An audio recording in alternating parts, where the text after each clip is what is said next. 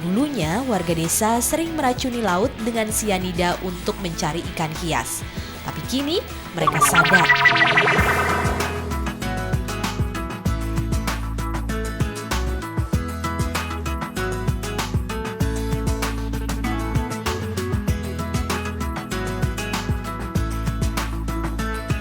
Pernah menyelam ke dasar laut? Buat yang gemar dengan olahraga yang satu itu, menyaksikan keindahan terumbu karang mungkin bukan barang baru lagi. Terumbu karang memang merupakan komunitas dasar laut yang unik. Seperti ikan, terumbu karang juga bisa tumbuh dan berkembang biak.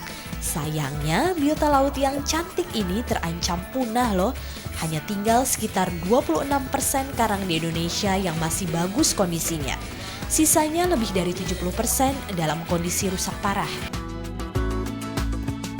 Kalau sudah rusak, terumbu karang bukan hanya jadi tak enak dilihat, tapi juga bisa mengganggu kehidupan ikan laut yang cantik dan beraneka ragam. Kok bisa ya?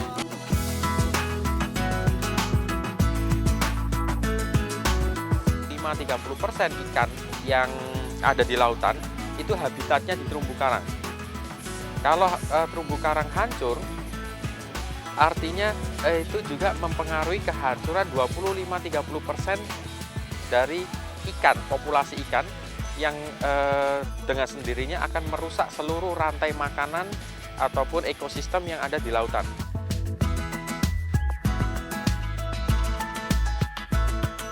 Kalau sudah begini, sepertinya kita harus acungkan 2 jempol kepada warga desa Les di utara Pulau Bali. Dulunya, warga desa sering meracuni laut dengan sianida untuk mencari ikan hias.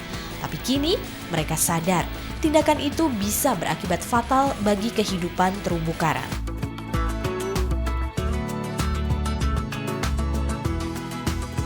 Dari hasil, selama ini kita sebenarnya itu yang memang kita nantikan, cara tangkap kita yang benar gitu. Karena pemerintah waktu itu memang melarang cara tangkap pemakaian potasium tersebut.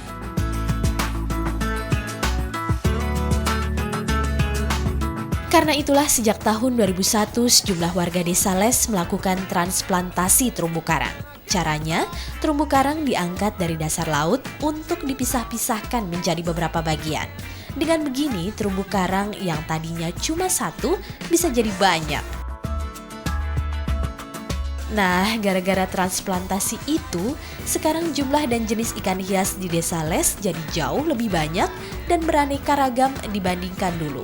Bahkan ada jenis ikan hias yang dulunya sudah hilang, kini muncul kembali.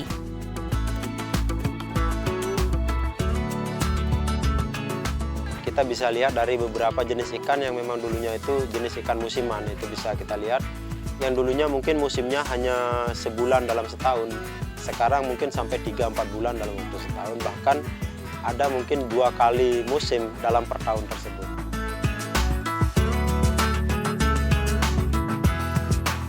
Tapi ternyata kita juga bisa kok ikut mengadopsi terumbu karang. Cuma dengan membayar Rp165.000, kita bisa mendapat sepotong terumbu karang untuk dipelihara. Nama kita pun tercantum di sana sebagai orang tua angkat si karang.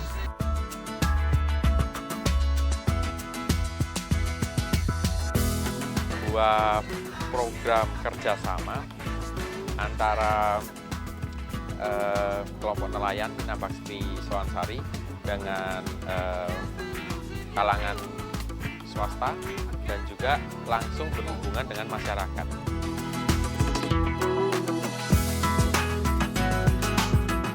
Kalau kita nggak mungkin membawa karang itu untuk dipelihara di rumah, jangan khawatir dulu. Soalnya karang yang kita adopsi memang dipelihara di laut sekitar desa Les. Warga desa itu dengan senang hati akan merawat karang adopsi kita. Jadi kalau suatu saat kita mampir lagi ke desa Les, kita bisa melihat perkembangan karang si anak angkat kita itu.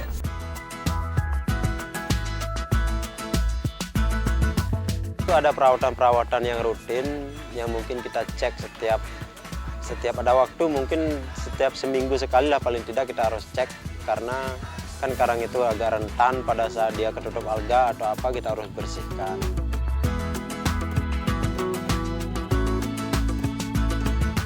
Wah, andai saja semua nelayan kita punya kesadaran seperti warga desa Les. Mungkin terumbu karang yang ada nggak bakal punah ya. Dan ikan hias yang beraneka warna dan jenis itu pasti bisa kita nikmati keindahannya sampai ke anak cucu kita nantinya.